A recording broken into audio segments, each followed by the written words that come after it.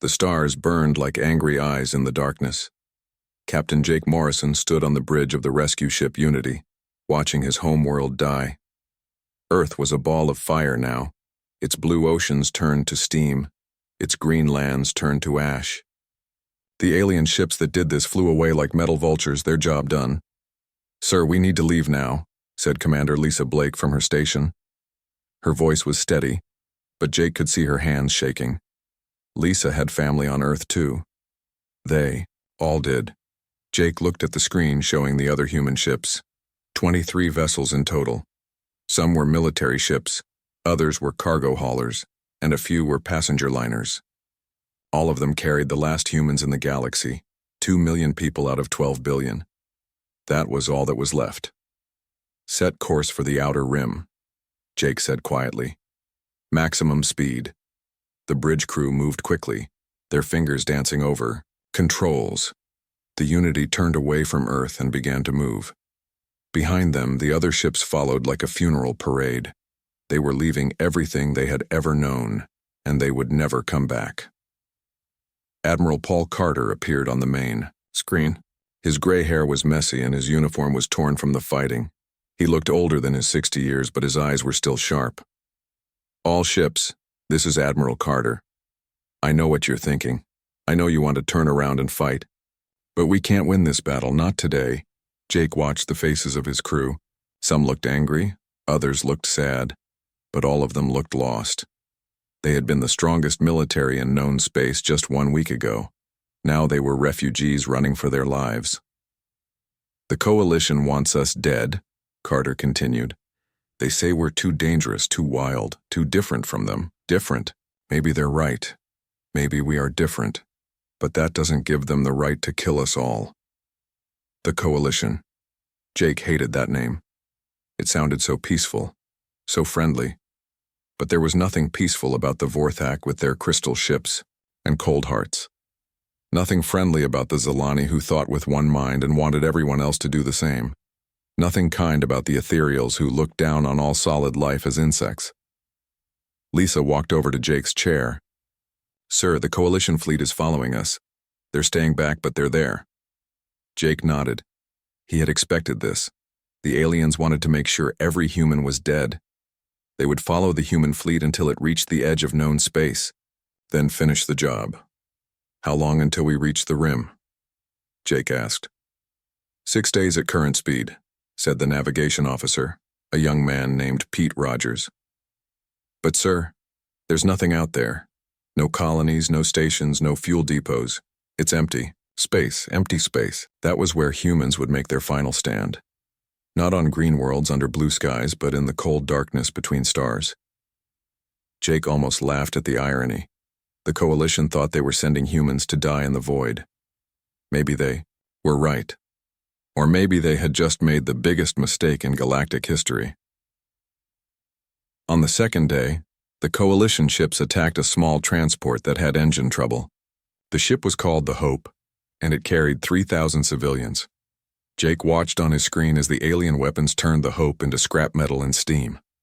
No warning, no mercy, no chance to surrender. "Monsters," whispered Lisa. Jake said, "Nothing." Words wouldn't bring back the people on the Hope, but he made a promise to himself and to their memory. Someday, somehow, the Coalition would pay for this. Dr. Amy Rodriguez came to the bridge on the third day. She was the smartest scientist left alive, and she looked tired. "Captain, I need to talk to you about our situation." Jake led her to his ready room. Amy sat down heavily and rubbed her eyes. "We have enough food for maybe 6 months if we're careful. Fuel for the ships will run out in 3 months, and that's if nothing breaks down." "What are you saying, Doctor?" "I'm saying we need to find somewhere to stop. Somewhere to build. The rim isn't empty, Captain. There are things out there. Strange things. Dangerous things. But maybe that's what we need right now."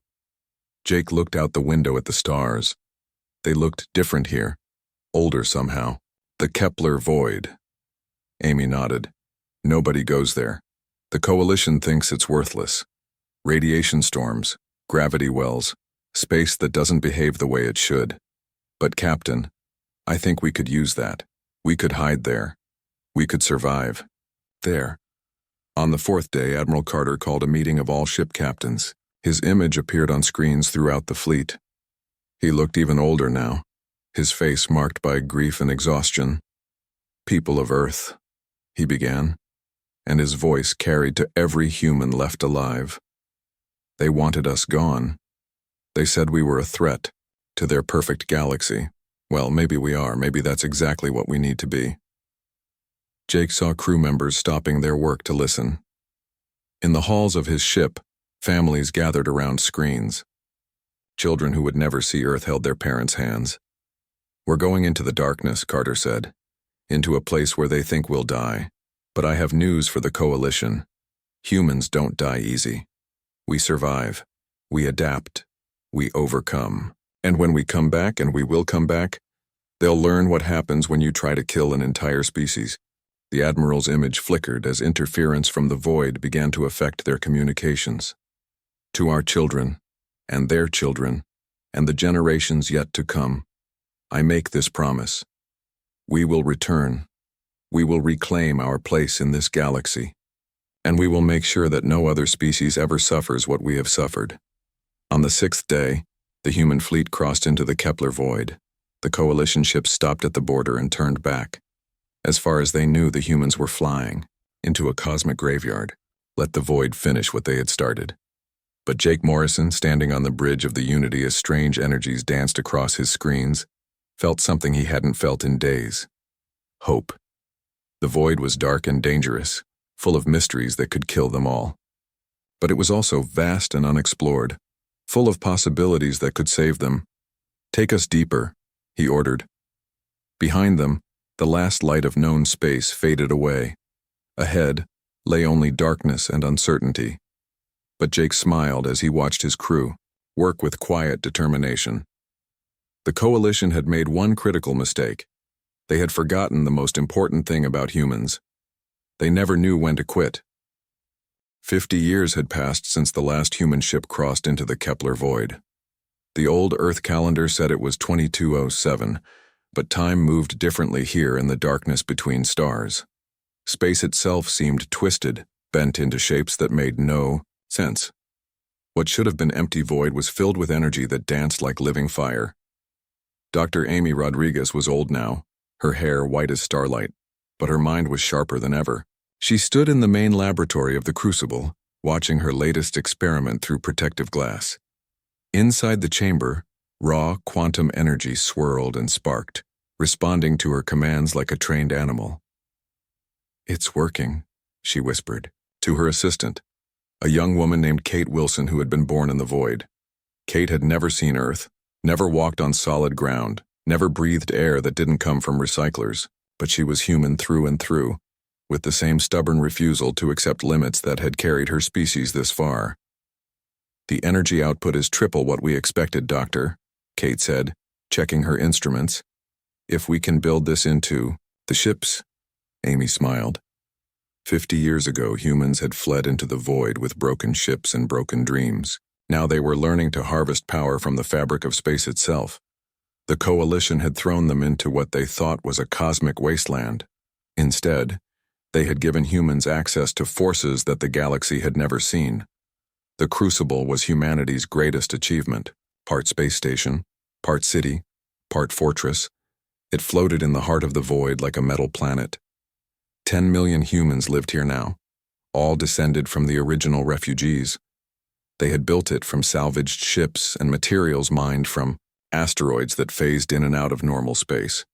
Lieutenant Colonel Ben Williams walked through the training decks, watching the new generation of human soldiers prepare for war. These were his people, born in exile, raised on stories of Earth and dreams of return. They moved like dancers, their enhanced bodies flowing through combat exercises that would have killed their grandparents. Again, Ben called out to the squad, practicing in the gravity chamber. The Vorthak move in formation. They think like crystals, rigid and structured. Use that against them. The soldiers attacked the practice targets with fluid grace. Their bones were denser now, their muscles stronger, their reflexes faster. 50 years of living in the void had changed them, made them something new. They were still human, Still, carried human hearts and human souls, but they were human perfected. Ben himself was one of the changed ones. His grandfather had been on the Unity when it fled Earth.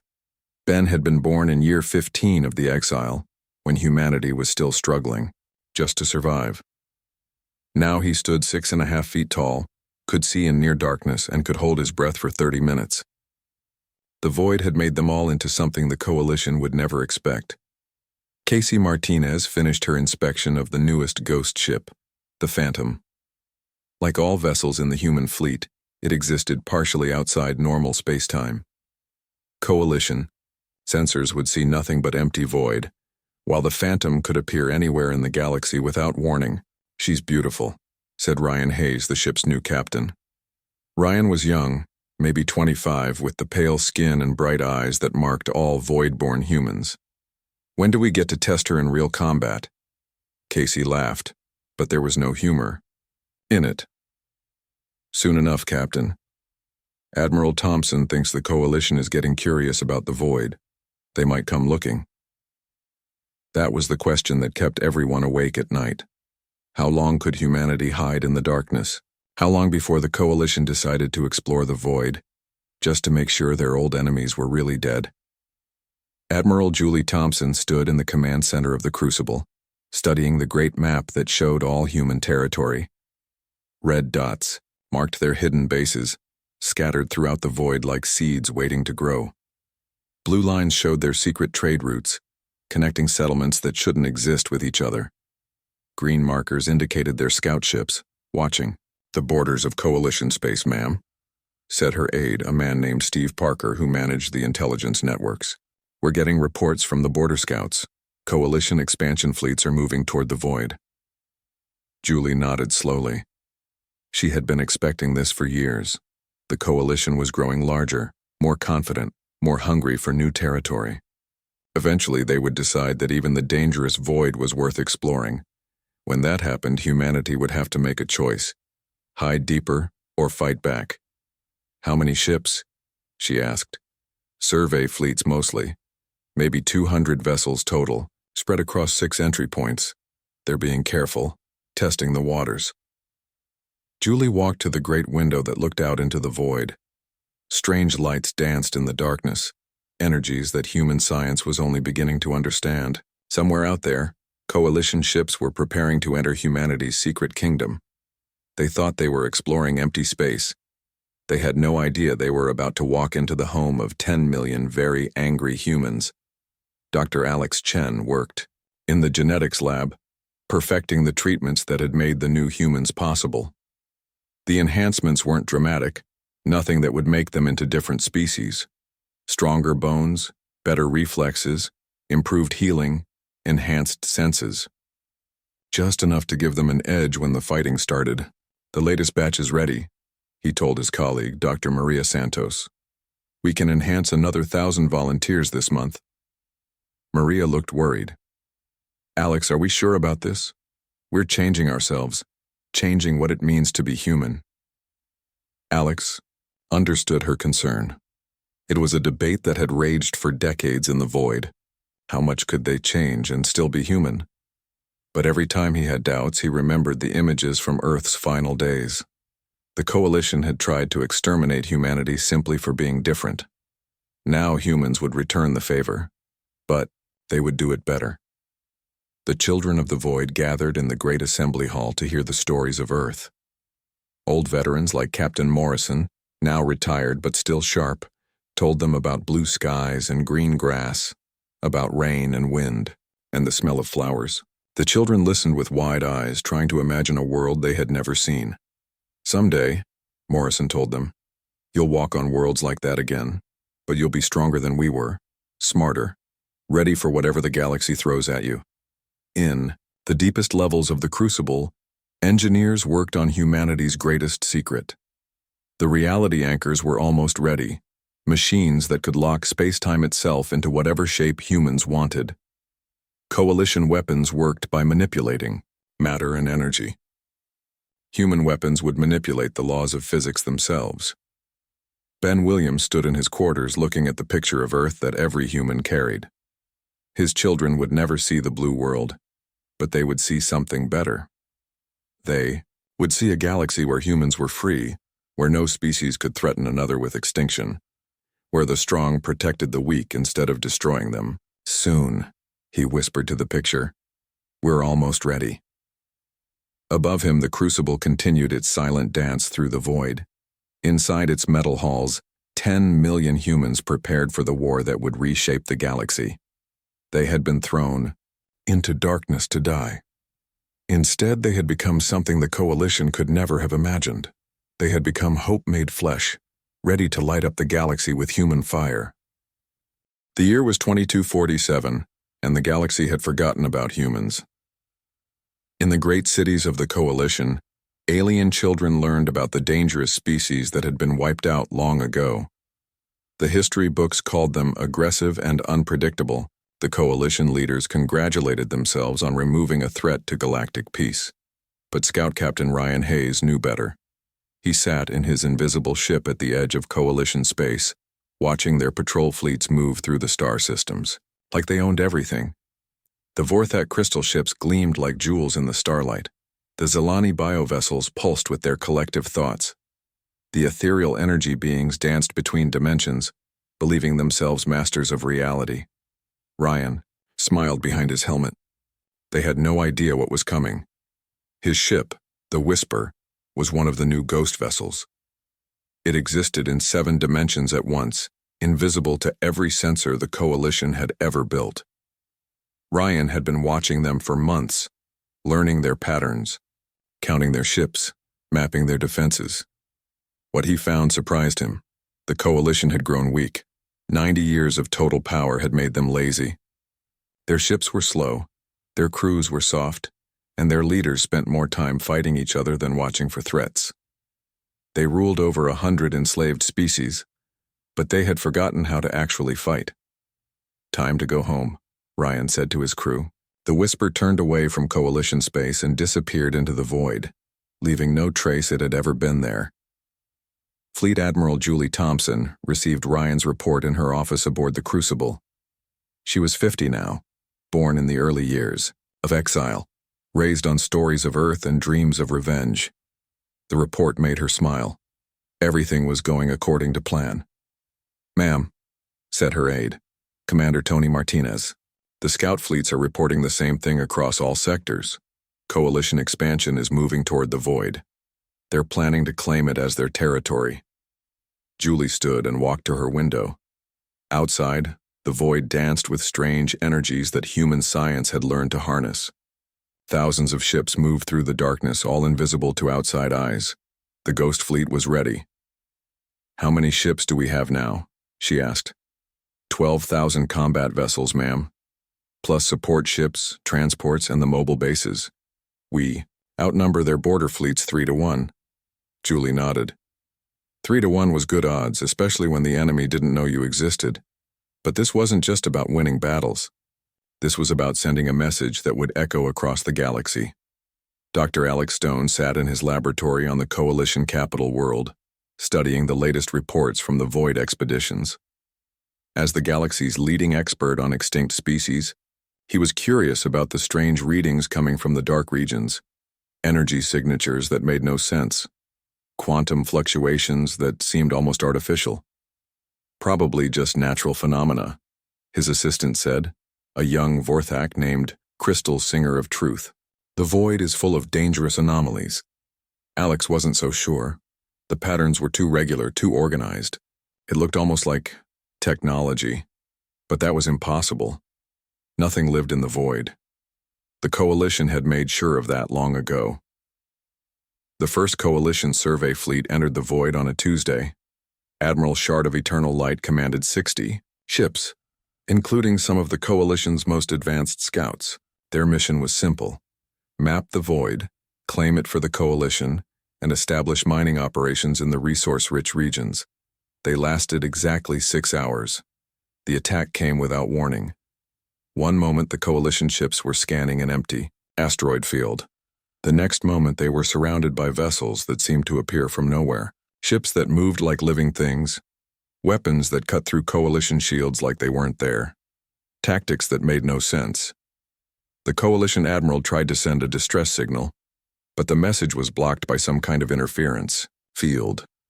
His ships fought back, but it was like trying to hit ghosts. Every time they locked onto a target, it vanished. Every time they tried to retreat, the enemy was already there waiting. When the battle ended, not one Coalition ship remained. Only empty space and the echo of quantum distortions that would puzzle Coalition scientists for years to come. News of the lost fleet spread through Coalition space like wildfire. High Command sent investigation teams, but they found nothing. No wreckage, no survivors, no clues. The survey fleet had simply vanished into the void, as if it had never existed. The same thing happened to the next 3 fleets. Each time, Coalition ships entered the void and disappeared. Each time, there was no evidence of what had happened to them. The Coalition leaders began to whisper about void monsters and space ghosts, but none of them suspected the truth. Dr. Stone was the first to figure it out. He was studying the energy readings from the void when the pattern suddenly became clear. The quantum signatures weren't natural phenomena. They were engine emissions, ship movements, technology that was somehow both familiar and completely alien. It can't be, he whispered, checking his calculations again. But the numbers didn't lie. Something was living in the void, something that had been hiding there for decades, growing stronger, building fleets, waiting for the right moment to strike. Stone ran to his computer and pulled up the old files about extinct species. His hands shook as he found the records he was looking for. Humanity, aggressive, unpredictable, technologically advanced, supposedly wiped out 90 years ago. The energy signatures matched perfectly. Admiral Thompson stood in the command center of the Crucible, watching the tactical displays show Coalition ships massing at the edge of the void. They were scared, now sending bigger fleets more heavily armed. But they still didn't understand what they were facing. "Ma'am," said her communications officer, a woman named Lisa Chang. "We're picking up Coalition military chatter. They're planning a major assault on the void. 500 ships, led by their best admirals." Thompson smiled. It was time to stop playing games. Time to let the galaxy know that humanity had returned. She opened a channel to every ship in the Ghost Fleet. "Attention all vessels. This is Admiral Thompson. For 90 years we have waited in the darkness. We have watched the Coalition enslave innocent species. We have seen them grow fat and lazy on stolen power. Today that ends." The tactical display showed the Ghost Fleet moving toward the void's edge. 12,000 ships, invisible to Coalition sensors, carrying the hopes and dreams of 10 million exiled humans. Today, the galaxy learns that you cannot kill an idea. You cannot destroy a species that refuses to die. Today, the galaxy learns that humanity has returned. The Coalition fleet was already moving toward the void when the message reached them. It broadcast on every frequency and every language from every corner of space. The voice was human, speaking words that chilled the blood of every Coalition leader who heard them. "This is Admiral Julie Thompson of the Human Stellar Republic. We're back." The galaxy held its breath. In the void, ancient energies stirred as humanity prepared to reclaim its place among the stars. The Coalition had thought they were expanding into empty space. Instead, they were about to walk into the home of the most dangerous species in galactic history, a species that had been forged in darkness, tempered by exile, and made stronger by everything the galaxy had thrown at them. The war was about to begin.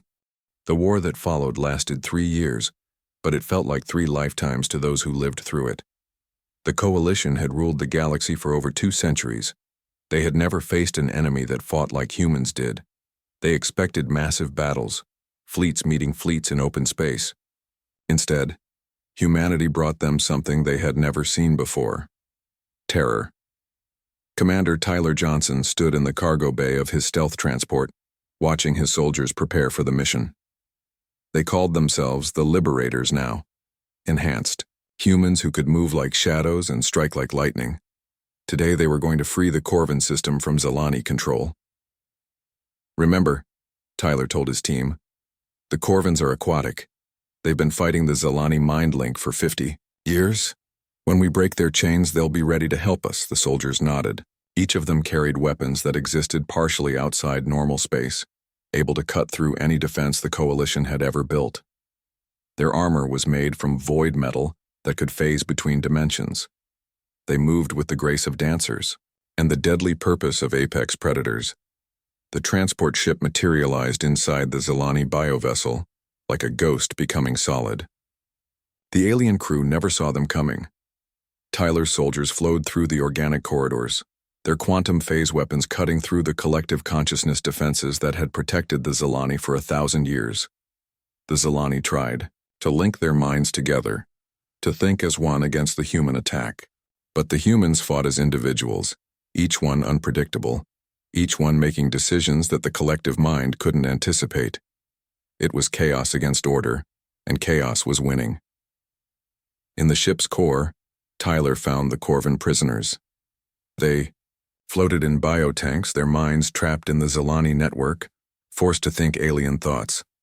Tyler's weapons cut through the tanks like paper, and the aquatic beings fell free into the flooding chamber. "You're free," Tyler said in the Corvin language. His enhanced brain could learn new languages in hours, another gift from the void. "We are humans. We have come to liberate you." The Corvin leader, an ancient being with silver scales, looked at Tyler with wonder. "Humans? But you were destroyed long ago. The Coalition told us you were extinct." Tyler smiled behind his helmet. "The Coalition lies about many things. We survived, we grew strong, and now we're here to free everyone they've enslaved." Within hours, the entire Corvin fleet had joined the human cause. They brought knowledge of Coalition weaknesses, maps of secret bases, and, most importantly, proof that humanity's return was real. The news spread through the underground resistance networks like wildfire. Captain Megan Foster commanded the mission against the Vorthak crystal foundries. These massive factories were the source of the Coalition's technological advantage, spinning crystal matrices that powered their weapons and shields. They were supposed to be impossible to reach, protected by layers of reality-warping defenses. Megan's ship, the Shadow Dancer, phased through 7 dimensions to reach the foundry's heart. The Vorthak defenses were impressive, but they were designed to stop conventional attacks. They had no answer for technology that existed outside normal space-time. "Beginning data extraction," said her science officer, Dr. Sam Roberts. His equipment reached into the foundry's quantum core, downloading centuries of Vorthak technological secrets in minutes. "Got it all, Captain. Every schematic, every formula, every manufacturing process." "Now destroy it," Megan ordered. The Shadow Dancer's weapons reached across dimensions to touch the foundry's power source. The result was spectacular. The entire facility folded in on itself, disappearing into a quantum singularity that left nothing behind but empty space. 1,000 years of Vorthak technological supremacy vanished in an instant. Within months, human engineers had reverse-engineered and improved upon everything the Vorthak had built. Their crystal weapons were turned into human quantum cannons. Their reality shields became human dimension barriers. The Coalition's greatest strength had become humanity's newest advantage, but the Coalition's most desperate move was yet to come. They assembled the largest fleet in galactic history, 5,000 ships led by their greatest admirals, and sent it straight at the Crucible. If they could destroy humanity's home base, they could end the war in one blow. They had no idea what they were flying into. Admiral Thompson stood in the Crucible's command center, watching the Coalition armada approach. The space station existed in 12 dimensions simultaneously now, anchored to reality by machines that could rewrite the laws of physics. It was no longer just a base. It was a weapon that could reshape space-time itself. "All defensive systems online," reported her tactical officer, Commander Janet Price. "Reality anchors at full power. Quantum field generators ready." Thompson's consciousness was linked to the station's quantum computers, letting her think at the speed of light and coordinate thousands of vessels as if they were parts of her own body. She could see the Coalition fleet approaching, their weapons charging, their crews preparing for what they thought would be a normal space battle. They were about to learn that humans had moved far beyond normal. "Activate phase field," Thompson ordered. Space around the Crucible began to twist. The Coalition fleet found themselves flying not through empty void, but through a maze of folded dimensions, where up became down and forward became backward. Their targeting systems went crazy. Their navigation computers crashed. Their weapons fired at targets that existed in different realities. "What's happening?" screamed the Coalition Admiral, sharp edge of victory over the communication channels. "Where are we?" "You're in our house now," Thompson replied calmly. "And you're not welcome." The human fleet materialized around the confused Coalition ships like predators surrounding prey. 12,000 ghost vessels, all invisible until the moment they opened fire. The Coalition found themselves fighting not just ships, but reality itself. Their energy weapons passed harmlessly through human vessels that existed in different dimensions. Their shields collapsed under quantum fire that attacked the atomic bonds holding their hulls together.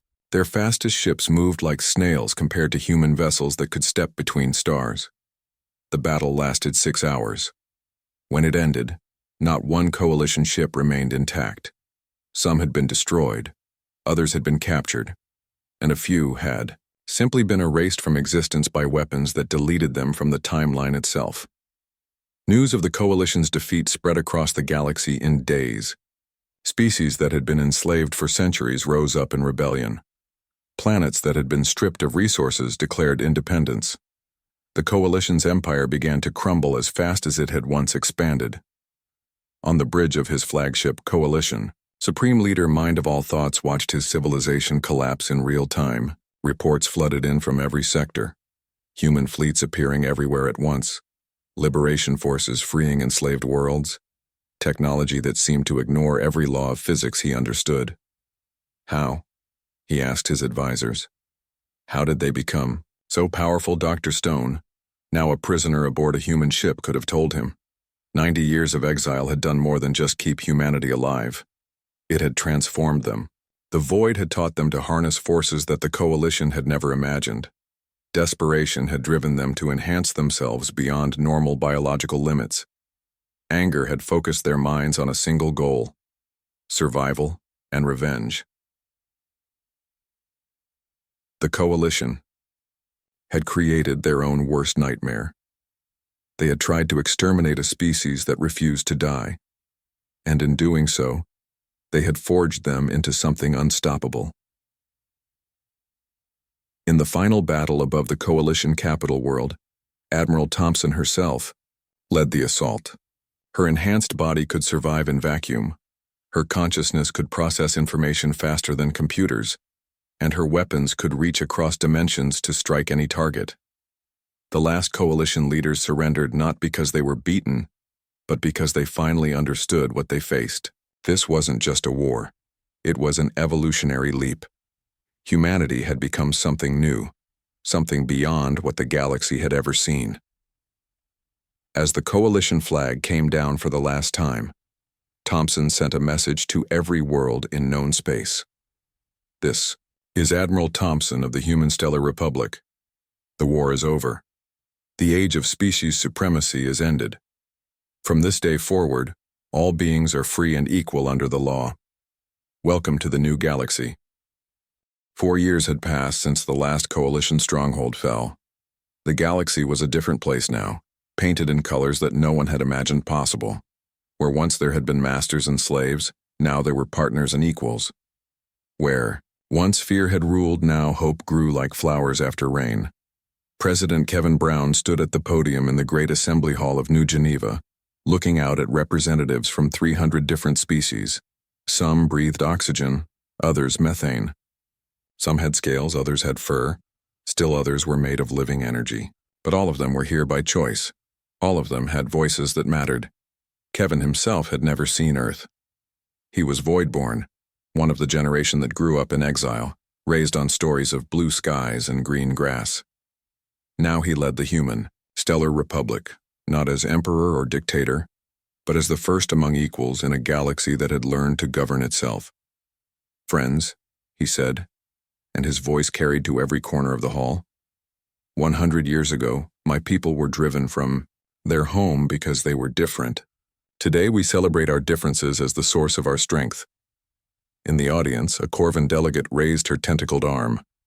Her people had been among the first to join humanity's cause, and their aquatic worlds were now thriving centers of trade and culture. President Brown, what about the coalition remnants? Some still believe in the old ways. Kevin nodded. It was a fair question. Not everyone had accepted the new order. In the Outer Rim territories, small groups of coalition loyalists still dreamed of returning to the days when species ruled over other species. They raided shipping lanes, attacked peaceful colonies, and spread propaganda about the natural superiority of the ancient races. Admiral Scott has been dealing with those problems, Kevin said. Admiral Nathan Scott was hunting those remnants even now, deep in the asteroid fields of sorrow. His ship, the Peacekeeper, existed in 9 dimensions at once, invisible to the primitive sensors that the coalition remnants used. Nathan himself was one of the enhanced humans, his body and mind improved by decades of genetic refinement, but he had chosen to use his gifts to protect rather than conquer. Target acquired, said his tactical officer, Lieutenant Mary Hayes. Coalition raider, attacking a Deltan transport convoy. Nathan watched the battle unfold on his screens. The coalition ship was old but well-armed, crewed by Vortex supremacists who believed their crystal-based biology made them naturally superior to all other life forms. They were torturing the Deltan crew, preparing to sell them into slavery. On the black market. Take us in, Nathan ordered. Non-lethal force only. The Peacekeeper materialized directly above the coalition raider like a metal angel of justice. Nathan's weapons reached through dimensional barriers to disable the enemy, ship's engines and weapons leaving them floating helpless in space. Then his Marines, moving like ghosts through phase shifters, boarded the vessel. The coalition crew surrendered without a fight. They had heard the stories about human Marines, warriors who could walk through walls and strike faster than thought. Resistance was pointless. Within minutes, the Deltan prisoners were free and the raiders were in custody. Take them to Rehabilitation Station 7, Nathan told his crew. Maybe we can teach them that strength comes from cooperation, not domination. Dr. Claire Adams stood in her laboratory on Luna Station, working with a team of scientists from 12 different species. Together, they were pushing the boundaries of quantum physics, exploring the deepest mysteries of reality itself. The technology that humanity had developed in exile was now shared freely, accelerating galactic civilization beyond anything the Coalition had ever achieved. The quantum tunnel is stable, reported her assistant, a crystalline ethereal named Dancing Light Between Stars. We can send messages instantly across the entire galaxy now. Claire smiled. Instant communication would bind the galaxy together in ways that had never been possible before. A farmer on a distant world could share discoveries with scientists on the other side of space.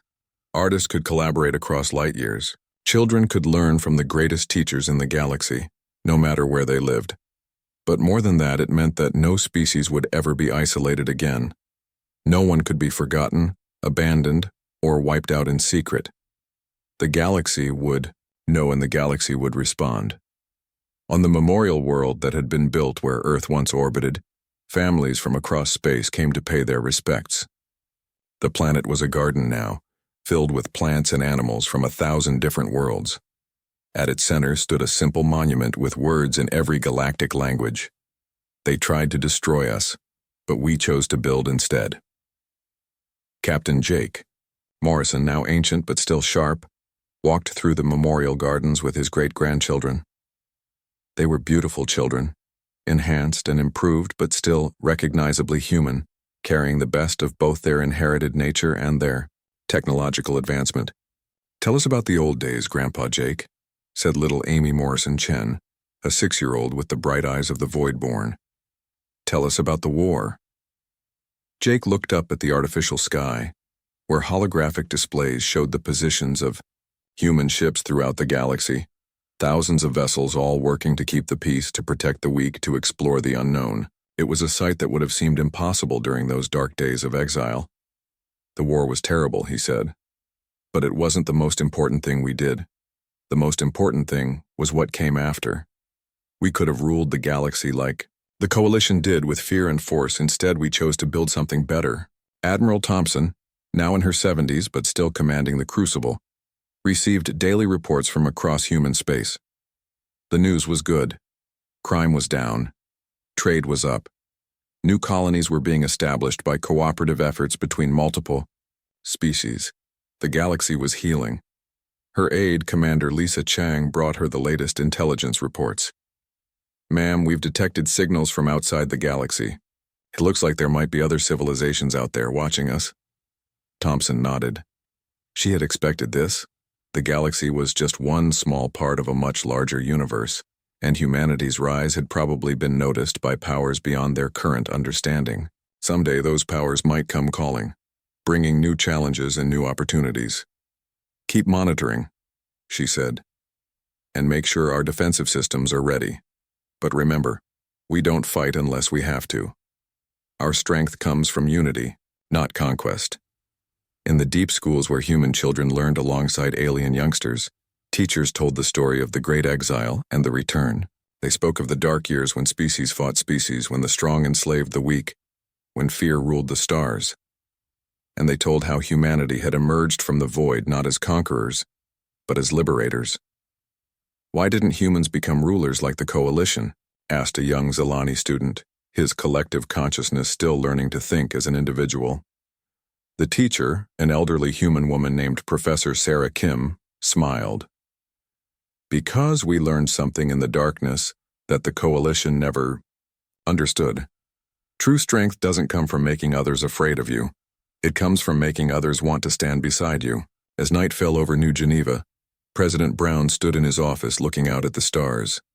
Somewhere out there, Admiral Scott was protecting innocent travelers. Dr. Adams was pushing the boundaries of science. Captain Morrison was telling stories to his grandchildren. And millions of humans, both original and enhanced, were working alongside aliens to build a better tomorrow. The Coalition had tried to end humanity's story in the flames of a dying Earth. Instead, they had given humans the chance to write the greatest chapter in galactic history, a chapter about survival, growth, and the courage to choose hope over hatred. The stars looked different now, warm instead of cold, welcoming instead of threatening.